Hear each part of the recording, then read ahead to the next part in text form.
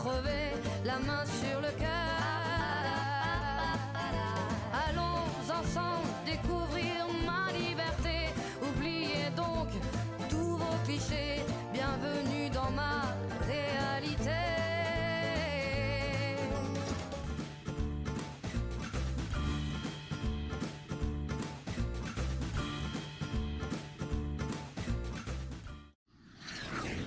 Bonjour, bienvenue dans les entrevues inspirantes de Cathy. Aujourd'hui, je suis dans un endroit tellement merveilleux, dans la nature. Je suis au Jardin botanique de Montréal, en compagnie d'une personne, bien entendu, très inspirante. Son nom est Steve Thiboutot et il est fondateur d'une boîte de production à Drummondville du nom de Heroic Film. Et il a réalisé plein de courts-métrages, aussi des adaptations littéraires et des adaptations de films de genre fantasy. Steve aussi a étudié au Cégep de Drummondville en arts et en lettres. Il a aussi un travail connexe pour payer les factures comme tout le monde, bien entendu. Alors, on le reçoit et on va en savoir plus sur son parcours et ses passions. Alors, bienvenue dans mes entrevues, Steve. Bien, bienvenue et merci à toi de m'avoir accueilli en cette belle journée au Jardin botanique. Bien, c'est le plaisir et tout pour moi parce que moi, faire connaître des personnes qui vont vers leur passion, qui vont changer ou transformer leur vie pour les réaliser, c'est juste un wow. Puis j'aime ça parce que c'est pour inspirer les gens qu'on fait ça. Alors, merci à toi. Donc, si on veut parler de ton parcours, toi, ta passion, c'est vraiment de produire des films et de t'entourer d'une équipe pour les réaliser. Mais avant ça, tu as étudié en arts et en lettres à Drummondville et ton travail actuel. Raconte-nous un peu ton parcours. Donc, mon parcours est assez singulier. J'ai commencé, on va reculer encore bien plus loin dans le temps. J'ai commencé à me poser des questions lorsque j'étais dans le milieu manufacturier, à savoir, suis-tu vraiment à ma place? Suis-tu vraiment à un endroit que j'ai envie de finir mes jours, attendre après mon chèque de pension de vieillesse à 65 ans, ou de vivre ma vie pleinement épanouie à 40 heures semaine, en étant satisfait de où est-ce que je suis bien avec mes valeurs. Donc, la question n'était pas vraiment un oui dans ce temps-là. Puis là, en 2013, j'ai fait un parcours en commençant avec la croissance personnelle. J'ai fait des cours Sylva Bergeron. Okay, c'est vraiment intéressant, ces cours-là. Ça t'amène à réaliser qui tu es, à penser différemment, d'avoir un mindset un peu plus positif. Savoir comment fonctionne l'autosuggestion, tout ça. J'imagine que tu as déjà une idée un peu si tu as déjà connu les cours Sylva Bergeron. Après ça, oui, bien, je te coupe, je les ai déjà fait aussi. Puis c'est vraiment une formation qui t'aide vraiment à t'affirmer et à reconnaître qui tu es comme personne, puis à foncer dans la vie, hein, n'est-ce pas? Oui, oui, tout à fait. J'ai même fait des cours de Toastmaster en leadership et en communication. Donc, ça m'a permis de développer un peu mes premiers jalons de confiance parce que justement, à une époque où on veut avancer, mais des fois, on manque de guts, on manque de cran pour avancer. Puis, il fallait forger ses premières armes en ce sens-là pour ensuite développer qui on est au fond. C'est ça. Oser quoi? Oui, on a osé.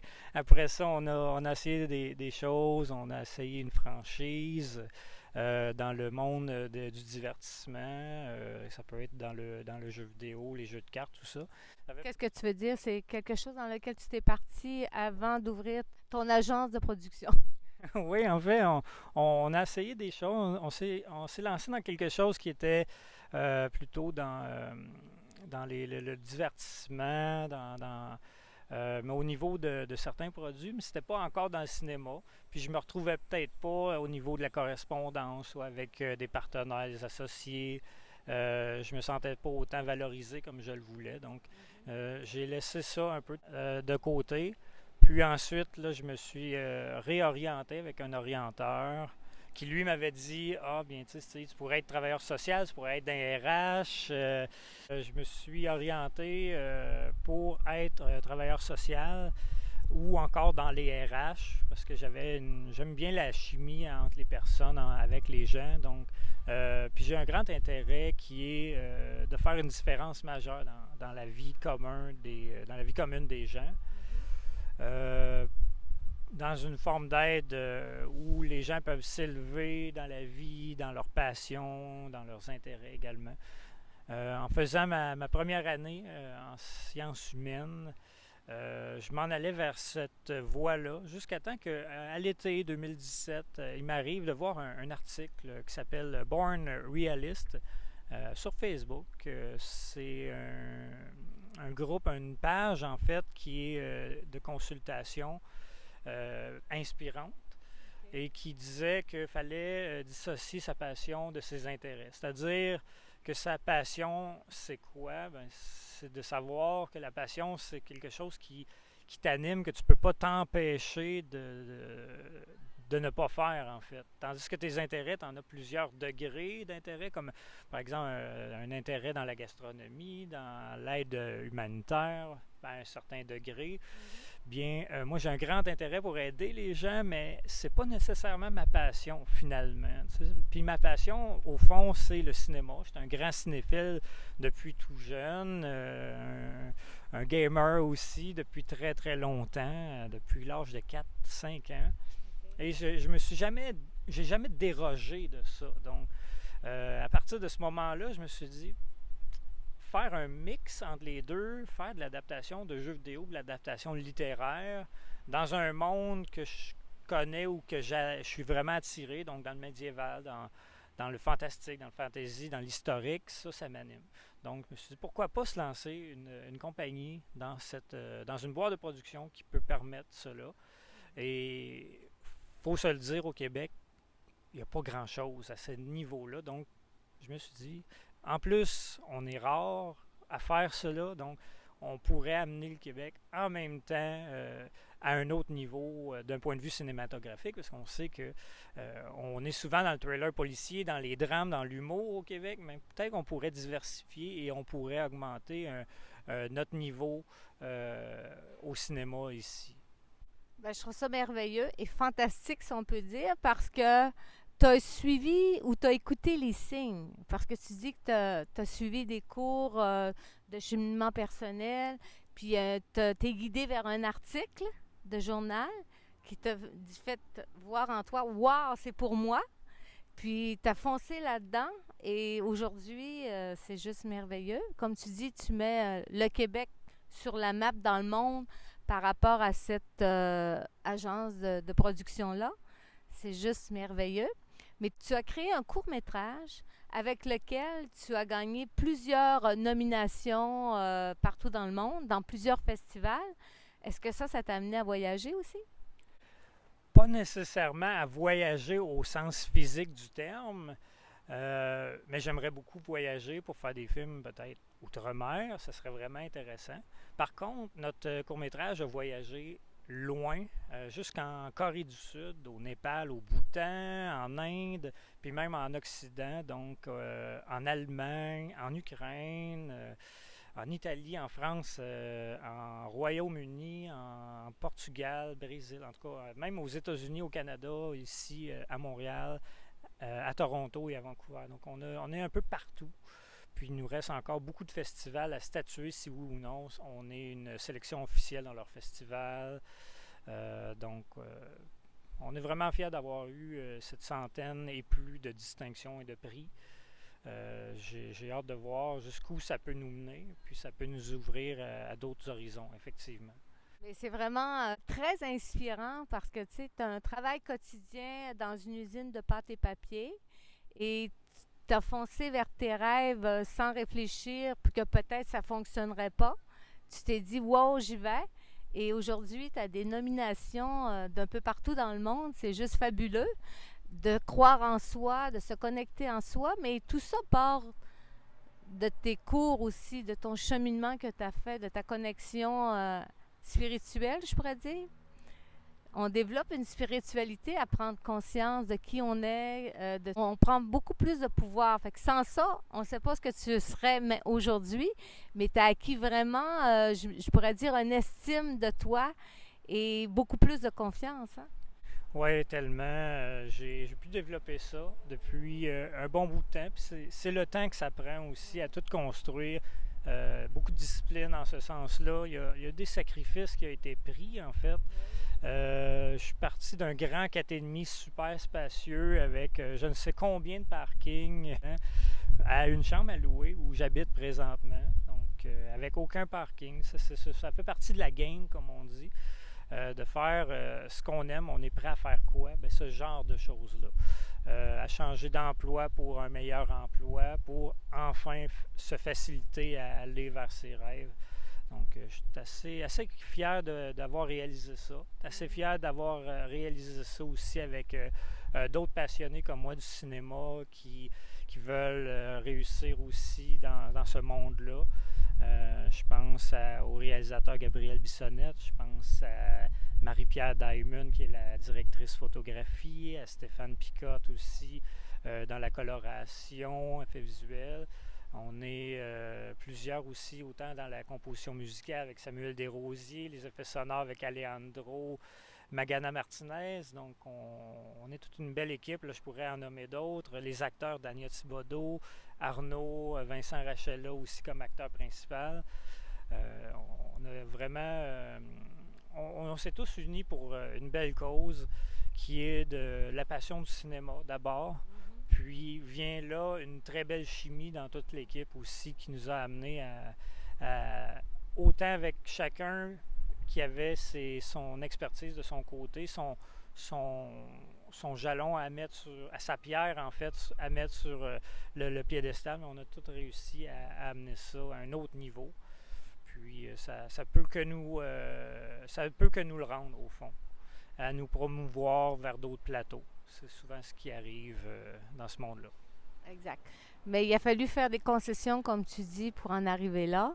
Et l'équipe, elle s'est formée comment? C'est-tu une annonce que tu as mis dans les journaux ou comment tu as réussi à t'entourer de personnes compétentes pour en arriver à être nominé dans plein d'endroits dans le monde? Comment ça a fonctionné? Question, comment on en est arrivé à avoir une équipe de feu? Bien, c'est sûr qu'il faut développer ses contacts d'abord.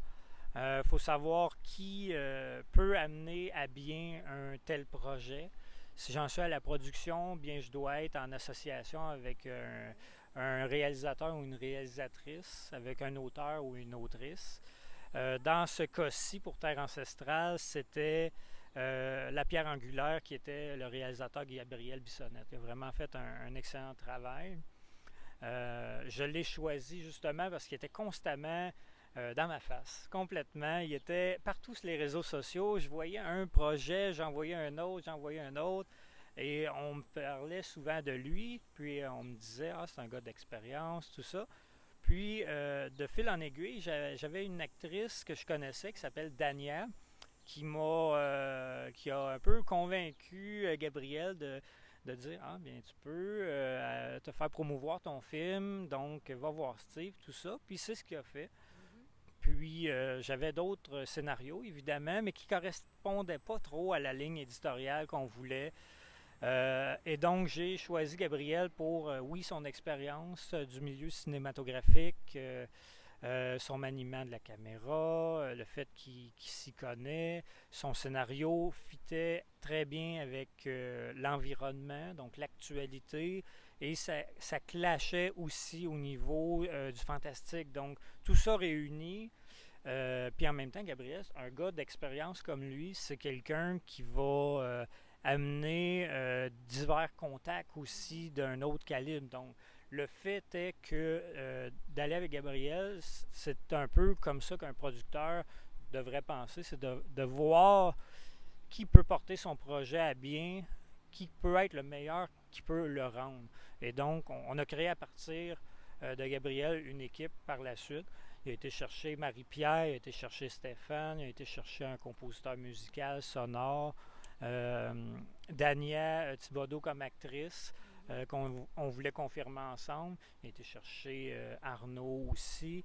Moi, j'ai été chercher de mon côté des secouristes également pour justement qu'on puisse être en toute sécurité. Si jamais tout le monde, tu as un malaise quelconque, on ne sait pas, ben il faut des gens compétents pour y arriver. Donc, on a été chercher un peu de ces contacts de l'un et de l'autre.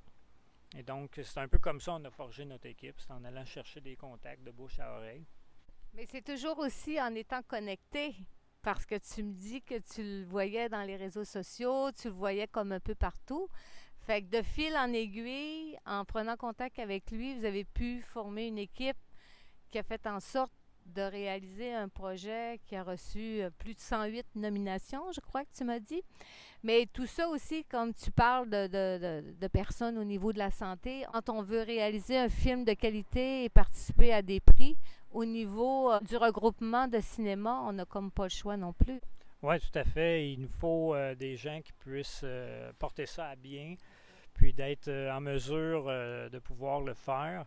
Je l'ai fait moi-même au début. J'avais plus de temps à l'époque. J'avais seulement à travailler de fin de semaine au niveau de l'usine manufacturière où j'étais avant. Puis j'avais tous les chapeaux. Donc, de produire, de réaliser, de monter ça, de faire un peu de comptabilité, régler les effets sonores, la composition musicale, le coaching d'acteurs, ça en demandait beaucoup. Avec quelqu'un qui débutait dans le milieu, qui avait les bases comme je les ai, c'est pas le même calibre que de tout faire soi-même versus de déléguer à des gens qui ont déjà fait ça depuis longtemps. Donc, c'est un petit peu la différence entre ce qu'on avait fait au début, qui est nos pilotes, avec Jeanne d'Arc, l'épisode 1 et 2, versus Terre ancestrale, où on a une équipe un petit peu plus complète, quoique très petite. On a à peu près une dizaine de techniciens en arrière, puis avec 2 acteurs seulement, au lieu de 46 acteurs comme c'était auparavant. Donc, ça a été une grande différence. Savoir bien s'entourer, des fois, ça demande moins de personnes parce que beaucoup plus de compétences et c'est plus facile. En étant propriétaire de ton agence, comme tu dis, tu portais plusieurs chapeaux, mais ça fait partie aussi des règles. Pas des règles, mais quand on commence une entreprise, on n'a comme pas le choix de porter plusieurs chapeaux et c'est le cas, j'imagine, parce que toi, ça fait seulement 3 ans que tu as ton entreprise de production. Mais comment ça se passe maintenant? Maintenant, ça va mieux. On va aller de l'avant avec le court-métrage. On va aller dans des festivals qui sont ici, présentement à Montréal. Il y en a un dernièrement. On a été sélectionné officiellement au Yes. J'ai perdu le nom, là, mais ça s'appelle... Ça va te revenir. Oui. C'est Yes Canada Let's Make a Movie Film Festival, quelque chose comme ça. Pardonnez-moi si j'ai oublié sinon le nom. Reste que c'est des festivals qui peuvent nous amener de l'exposure, donc de la visibilité, puis ça peut nous amener à d'autres niveaux. Donc, autant pour tout le monde dans l'équipe, autant pour le producteur, le réalisateur, les acteurs, etc. Ça, c'est un autre film à part Terre ancestrale? OK, c'est le même. Okay. Oui, c'est ça, c'est le même. Puis vaut mieux parce que ça dépend pour chacun, des producteurs aussi, ça dépend aussi des liquidités dans lesquelles ils disposent. Moi, personnellement, je le fais un projet souvent à la fois ou rarement parce que c'est sûr que ça va avec mon emploi du temps. Ça va avec l'emploi du temps des gens qui sont responsables aussi des courts-métrages ou des longs-métrages qu'on peut faire. C'est certain que j'ai en tête le long-métrage des Patriotes aussi qui s'en vient. Ça reste à déterminer toutefois. Puis on tient vraiment à compléter un modèle d'affaires pour faire une série sur Jeanne d'Arc ici au Québec, ce qui serait une première déjà de faire une série, de le faire sur Jeanne d'Arc. C'est déjà très populaire parce que tout le monde ou presque connaît le personnage mythique qui vient de France.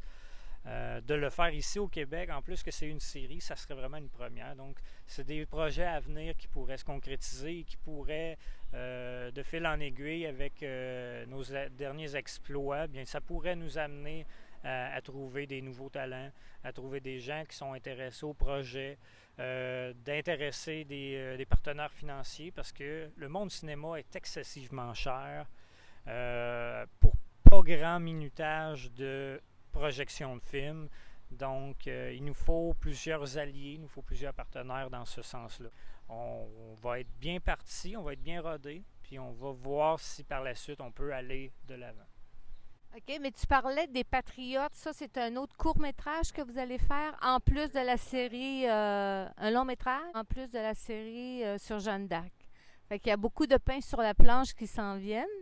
Mais tout ça, comme tu dis, tout agencer l'horaire de tout le monde pour pouvoir créer vos films ou vos courts-métrages, ça demande vraiment un bon agenda. Mais ma question suivante est savoir où vous faites les tournages. Est-ce que c'est dans la région de Drummondville ou vous trouvez des endroits qui sont spécifiques pour les scènes que vous voulez tourner un peu partout au Québec? Ça peut être, souvent, c'est sûr que c'est au Québec.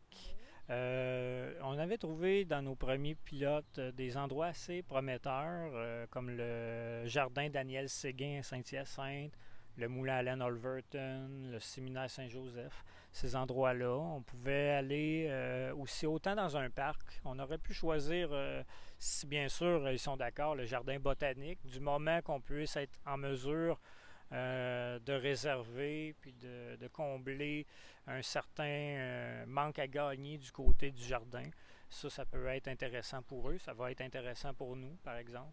Mais sinon, on peut faire affaire à des repéreurs de lieux de tournage expérimentés ou qui débutent, qui peuvent aller, qui connaissent exactement plein de contacts sur des terrains privés qu'on ne connaît pas du tout. Ça peut être par le BCTQ, le Bureau du cinéma télévisuel, je crois. Donc, ça peut être un endroit qui peut nous amener à découvrir d'autres lieux, qui peuvent nous amener un autre niveau au niveau des lieux de tournage. Merveilleux. Savoir bien s'entourer, c'est dans tous les domaines de l'entreprise. Mais ma question aussi, tu parlais de faire des concessions dans ta vie. Est-ce qu'il y a une famille? Est-ce que tu as des enfants? Est-ce que tu es marié pour pouvoir concilier tous les domaines de la vie? Souvent, c'est plus difficile. Est-ce qu'il y a une famille qui te suit, qui te soutienne dans ce que tu fais? J'ai été très stratégique quand j'ai voulu partir la transition, c'est-à-dire que, bien entendu, si j'aurais une famille, j'aurais une maison, ça aurait été pas mal plus difficile. Le défi aurait été pas mal titanesque. Donc, le but, c'est mieux d'aller en chambre à louer, de peut-être même rester célibataire, pas avoir d'enfants, puis de faire en sorte de faire sa vie professionnelle d'abord. Mais encore là, ça dépend des gens, parce qu'il y en a qui sont des athlètes olympiques de haut niveau, au niveau de leur agenda. Moi, je suis quand même assez bien, je te dirais. Je suis capable de concilier un travail de quart de 12 heures à l'usine, qui est à la fois de jour et de nuit dans la même semaine, en plus de faire le producteur pour mes projets de films. Et c'est déjà assez, je trouve. Donc, imaginons une famille avec ça, des enfants, 2, 3 enfants, des comptes à payer à plus finir, une hypothèque sur une maison. J'aurais eu beaucoup plus de poids sur les épaules. Donc, j'ai préféré y aller stratégiquement. D'abord, avoir une réussite claire, avoir des revenus, vivre de ça d'abord, et non pas d'être sur 2 fronts en même temps. On verra par la suite. C'est faire les bons choix pour nous. À ce moment-ci de ta vie, c'est ta carrière cinématographique. Et après ça, bien, ton âme sœur peut arriver sur le chemin, peut-être une future actrice, on ne sait jamais. Oui, ça peut toujours arriver. Pour ça, il faut faire attention aussi, parce qu'on voit souvent dans la vie les producteurs ou certains, peut-être ça peut être des productrices aussi. Il faut faire attention de ne pas trop mélanger le professionnel avec le personnel. Il faut faire attention à ça, puis il faut être à l'affût de est-ce que la personne va vraiment être en symbiose avec nous. Si elle venait que c'est une actrice, peut-être une directrice de plateau, directrice de production, on ne sait jamais. En tout cas, moi, ce que je te souhaite, c'est de rencontrer la bonne personne pour toi sur ton chemin. Peu importe dans quel domaine, l'amour ne choisit pas le milieu dans lequel on rencontre. Et pour la suite de tes projets, dis-moi, qu'est-ce qui s'en vient pour toi? Il y a long métrage et court métrage que tu nous as parlé tout à l'heure. Mais au niveau international ou provincial, est-ce qu'il y a des projets de haut niveau qui s'en viennent à part de ça? Eh bien, c'est ça. Vu que j'ai un emploi du temps quand même assez chargé, le court-métrage dans lequel on est présentement, qui est en festival, je continue d'avoir un suivi là-dessus avec l'équipe. J'ai un beau party de production qui s'en vient avec toute l'équipe. On va sûrement être à Montréal en quelque part. J'ai encore des beaux mots à dire et une belle reconnaissance envers toute l'équipe de Terre ancestrale. Puis en même temps, on va amener ça le plus possible en avant-plan pour que ce soit dans d'autres festivals. Ça peut être dans des articles de journaux. Ça peut être également dans... Tu veux dire que tu vas faire des articles de journaux pour promouvoir ton court-métrage? Oui, c'est ça. Au niveau local, sans doute, je suis en communication avec certains journalistes. On attend peut-être plus l'approbation ou que cela puisse se faire, donc sur Terre ancestrale.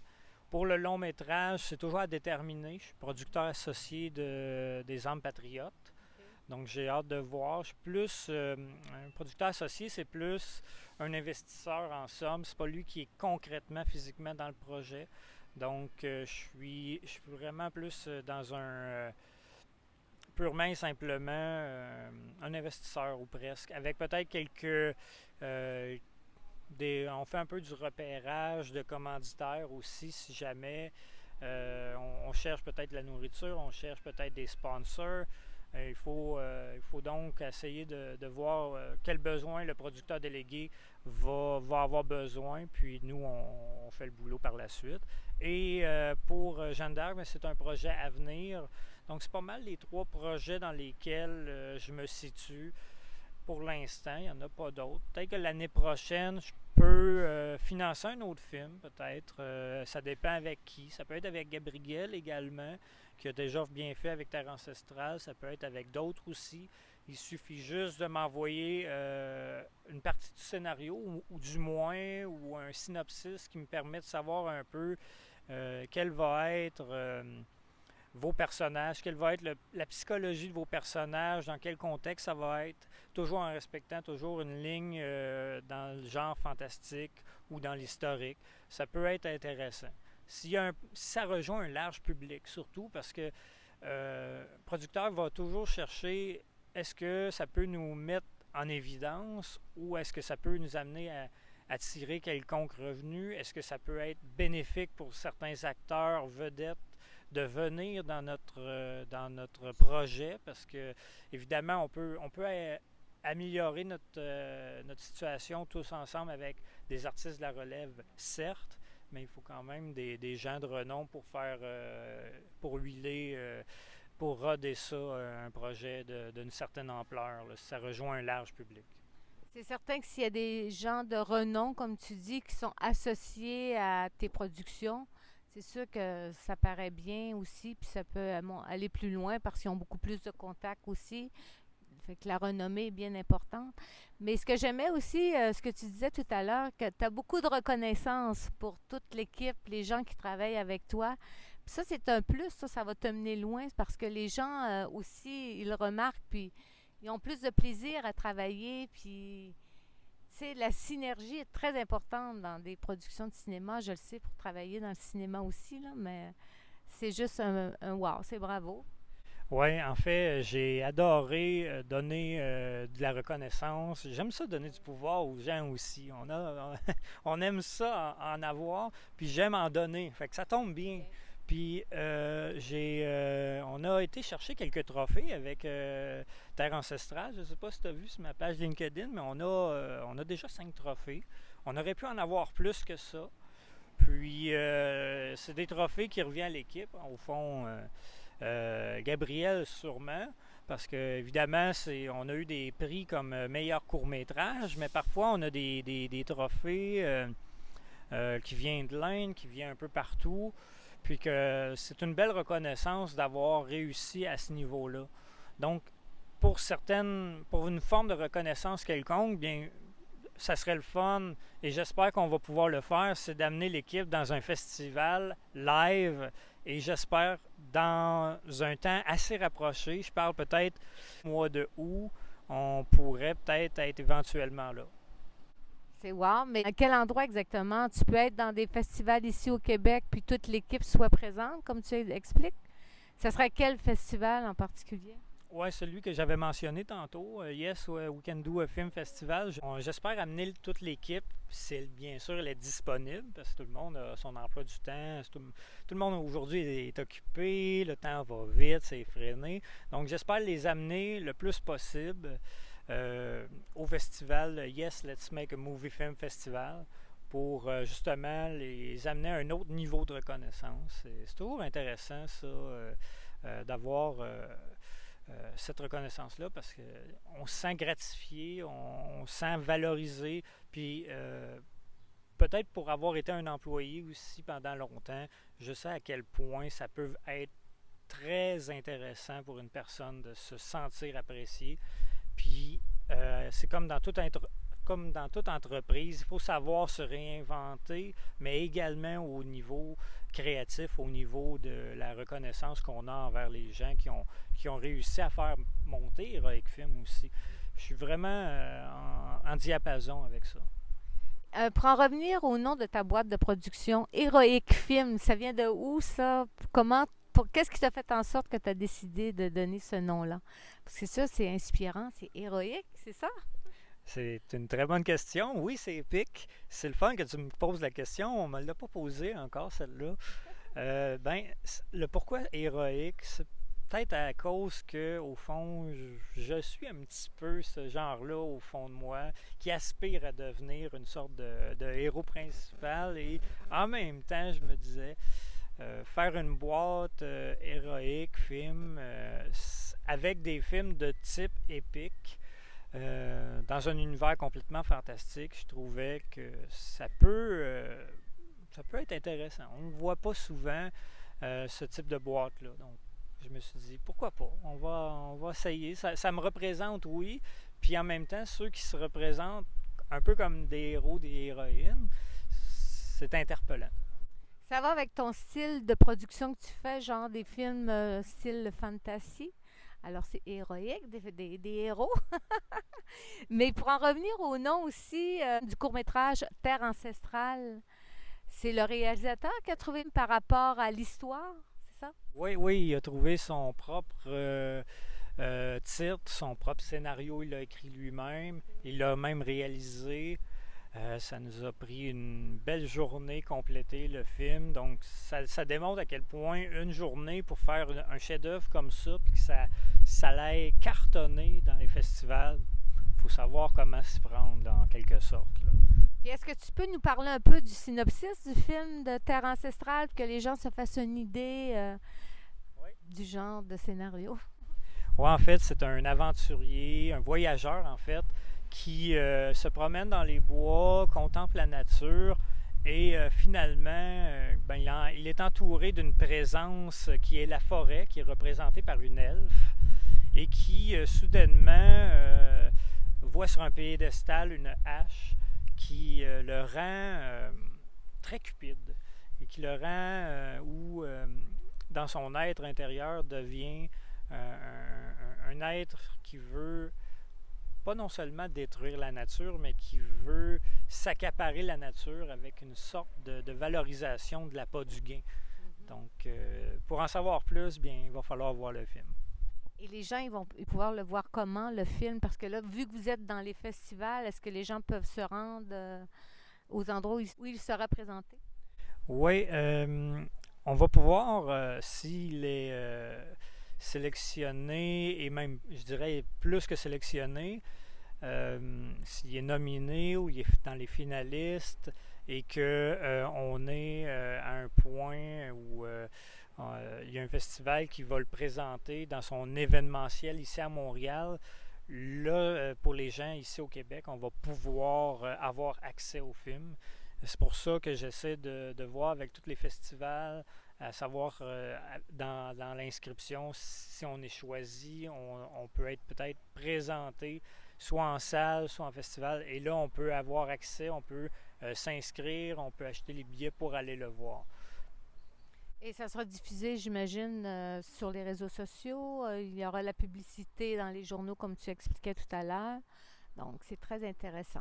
Pour avoir vu le court-métrage, parce que j'ai eu cette opportunité, je recommande aux gens vraiment d'aller le voir parce que c'est très intéressant. Puis ça donne aussi, je pourrais dire, un questionnement par rapport à nos valeurs, par rapport à qui on est intérieurement.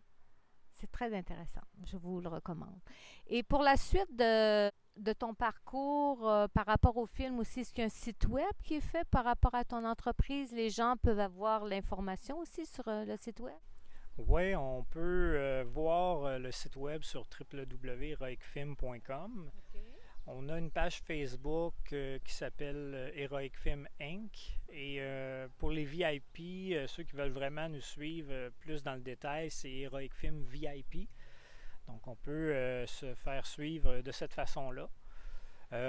Pour le site web, c'est plus un site web de type vitrine, à savoir qu'est-ce qu'on a fait comme réalisation, qui on est, moi comme producteur, mais également pour ceux qui ont déjà participé à nos réalisations de films. Donc on peut mettre nos partenariats ici et là, qui ont été intégrés à toutes les contributions, à toutes les sauces. Et comme tu parlais tout à l'heure, ceux qui ont peut-être des synopsis des films qu'ils ont créés, qu'ils ont écrits, peuvent communiquer avec vous aussi par le biais de votre page Facebook ou de votre site web. Il doit y avoir un lien pour vous rejoindre, numéro de téléphone, j'imagine? Oui, bien j'ai un courriel également au heroicfilm@commercialgmail.com. Vous pouvez toujours me rejoindre à ce niveau-là. Sinon, j'ai une page LinkedIn à mon nom. Vous pouvez me rejoindre là, autant sur Facebook. Vous voulez m'appeler dans le 819-473-1457 pour avoir une idée de qu'est-ce que ça peut vous prendre comme critère pour faire un film. Vous pouvez toujours m'appeler, ça va me faire plaisir.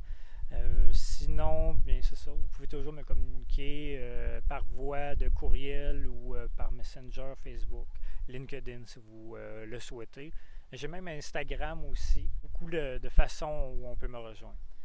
Vous voyez, quelqu'un qui s'organise et qui veut, bien, beaucoup de façons de le rejoindre. Et quelqu'un qui veut te rejoindre aura beaucoup de facilité.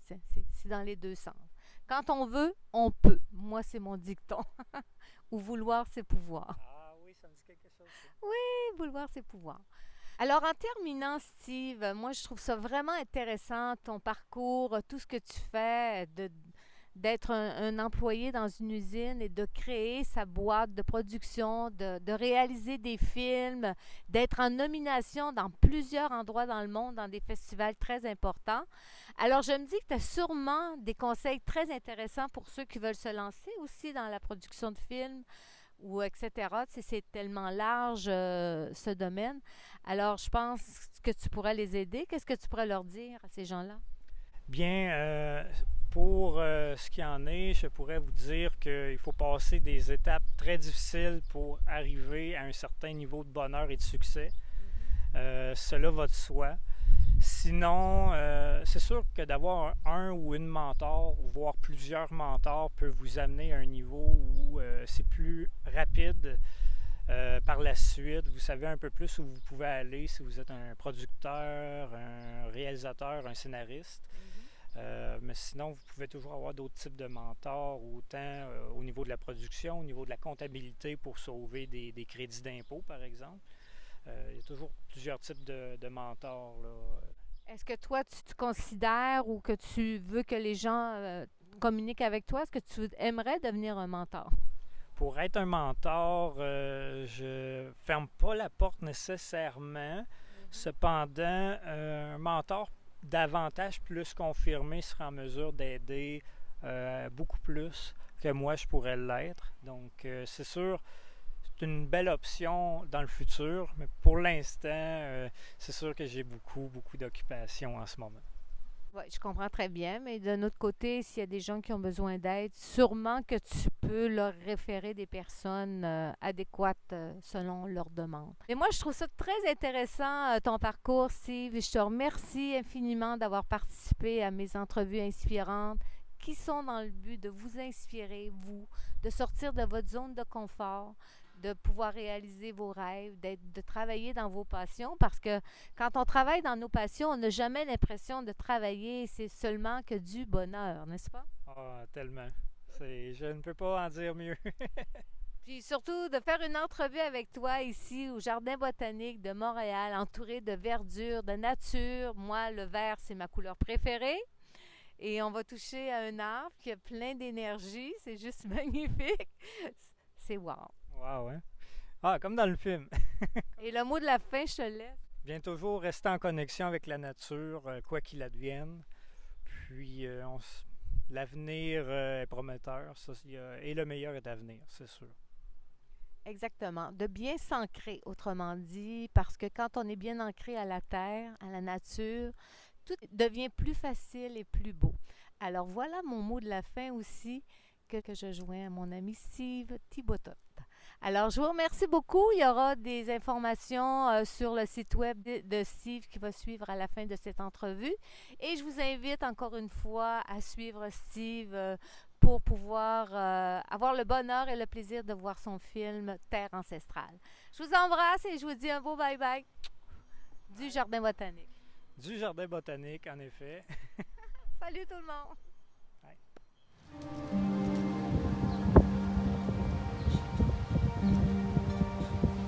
On va faire comme dans le film.